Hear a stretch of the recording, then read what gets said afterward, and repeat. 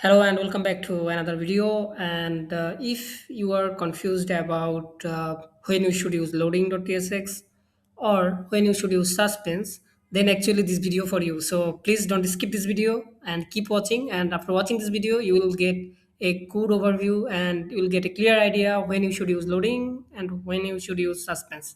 So let's dive into it. So the quick answer for loading.tsx is actually it's whole route based loading, and if I consider suspense, it's actually a specific parts of that route. So it's not same, obviously. So if I and you can think it as a page level for loading and component level for suspense. Well, so let's explain a bit more about loading.tsx. So what is it? It actually a special file in your root folder, and also it actually auto wrapped in suspense by nextjs. So it's actually you don't need to do anything. You can just create a loading.tsx file, and it will be auto wrapped in suspense by nextjs and shows while entered page load. So it actually shows when you navigate from one page to another, or you are loading a page, entered page, then it actually shows that loading.tsx component for a while. And it will also useful for instant on navigation and no waiting, so user can say, okay, I'm just redirecting to another page, and there is a loading.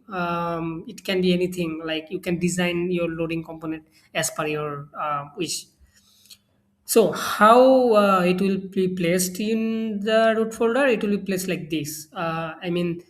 This is our dashboard root, and in the dashboard root we have a page.tsx, which actually is the dashboard page, and we should place the loading.tsx as the same level as page.tsx, like. And when user trying to visit the dashboard, then actually the loading, like this loading.tsx will be load. So now let's explain a bit more about suspense. So what is it?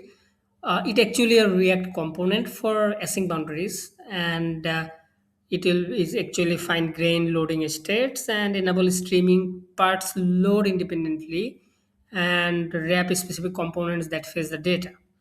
So how you can define it? You need to import suspense from React, and let's see here. You can see there is a title called dashboard, and also there is welcome banner. So this title and this welcome banner will load immediately. So you don't need to wrap this using suspense fallback.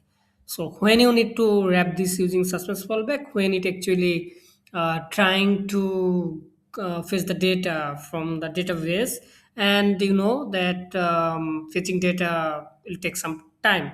So just for that particular moment, you can just show a skeleton or any loader component on that particular parts of that whole page. So that is actually how suspense works.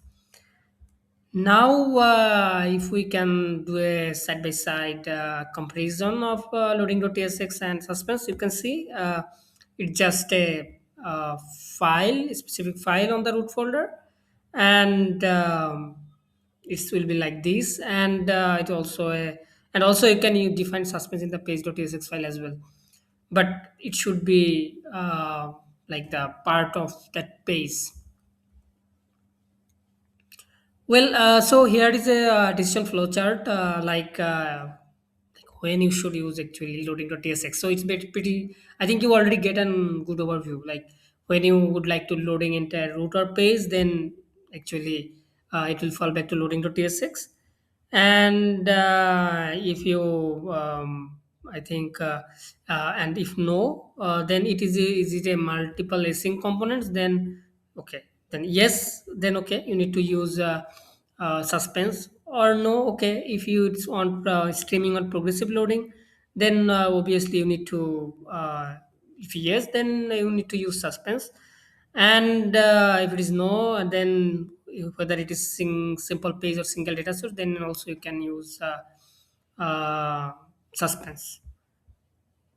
Yeah, and then let's so the golden rules actually, when you should use like the scenario here. I can show you some scenario like when the entire page is loading, then you should use loading.tsx. And why?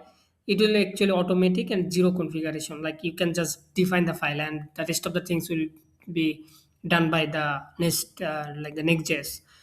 And multiple async sections, so it will be, you need to use suspense, so it's actually stream independently.